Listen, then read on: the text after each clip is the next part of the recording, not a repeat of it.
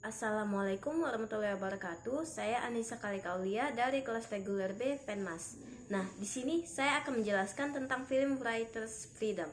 Film ini menceritakan seorang guru yang baru masuk di tahun pertama di sebuah sekolah yang bernama Erin. Dia sangat bersemangat untuk mengajar anak-anak muridnya. Namun, tak sesuai ekspektasinya, anak-anak murid yang akan diajarkan olehnya sangatlah tidak bisa diatur. Mereka tidak menghormati Erin sedikit pun sebagai guru, bahkan merusak properti yang ada di sekolahnya. Namun, Erin mencoba untuk tetap mengajari mereka, tetapi itu tidak membuat efek apapun. Malah mereka tidak memperhatikan sedikit pun apa yang Erin ajarkan kepada mereka. Di kelas tersebut sangatlah kacau, ada beragam ras yang ada di kelas tersebut. Namun tak satupun dari mereka ada yang damai di antara perbedaan ras yang lainnya.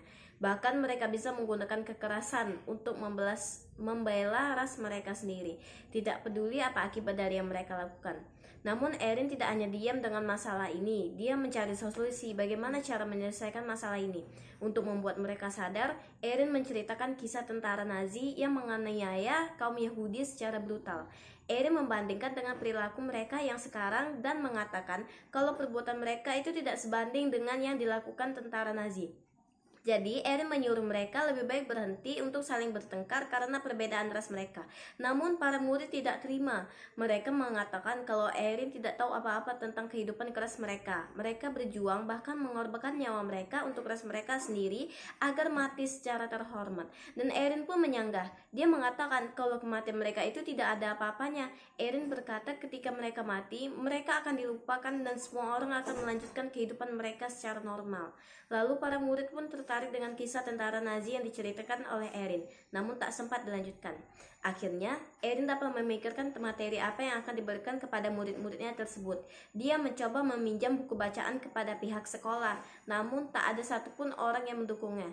Tapi dia tidak menyerah. Dia rela bekerja paruh waktu agar bisa mengumpulkan dana dan membelikan anak-anak tersebut buku. Bahkan dia juga ingin meminta dukungan dari dinas pendidikan. Sempat ragu, tapi akhirnya disetujui. Hingga suatu hari, Erin mengundang anak-anak muridnya untuk datang ke hotel tempat dia bekerja dan mendengarkan cerita dari salah satu korban tentara Nazi. Mendengarkan hal itu, mereka mulai tersadar melakukan kekerasan satu sama lain tidaklah berguna. Sehingga di kelas tersebut sudah mulai berdamai. Lalu Erin memberikan mereka sebuah buku yang berjudul The Diary of Young Girl, yang menceritakan tentang seorang wanita bernama Anne Frank yang bersembunyi dari tentara Yahudi dan diselamatkan atau disembunyikan oleh Midgis. Karena ketertarikan mereka, anak-anak murid mencoba berunding untuk mengundang Midgis agar menceritakan kisahnya langsung. Karena dapat banyak dukungan dari orang-orang, Midgis pun bisa datang ke sekolah mereka menceritakan kisahnya. Dia berkata bahwa dia melakukan apa yang harus dilakukan karena hal ini sangatlah benar dilakukan. Kita semua hanyalah orang biasa, apapun ras kita, agama kita tetaplah orang biasa, kata Midgis. Anak-anak pun tersentuh, banyak dari mereka yang mengalami perubahan menjadi lebih baik dari sebelumnya. Bahkan Erin yang sebelumnya tidak diizinkan mengajar mereka di kelas 3, akhirnya diizinkan oleh Dewan Pendidikan untuk mengajar di kelas 3 lagi, bahkan sampai ke perguruan tinggi. Jadi isi dari film ini yaitu bukanlah tentang mimpi menjadi sukses, namun merupakan satu orang yang peduli dengan pendidikan anak-anak yang dianggap sampah masyarakat. Dari perbedaan tersebutlah dapat melahirkan ide-ide baru yang dapat melahirkan dunia yang baru sehingga menjadi lebih baik, sehingga kesuksesan tersebut akan datang dengan sendirinya.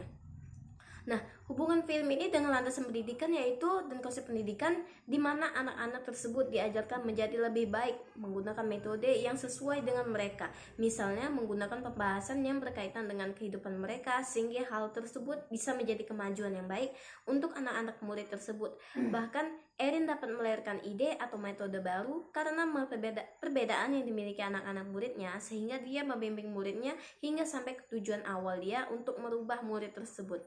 Lalu, hubungannya dengan pendidikan masa depan yaitu persiapan metode dan bahan ajar yang dibuat oleh Erin tersebutlah yang menjadikan kesiapan anak-anak di masa depan.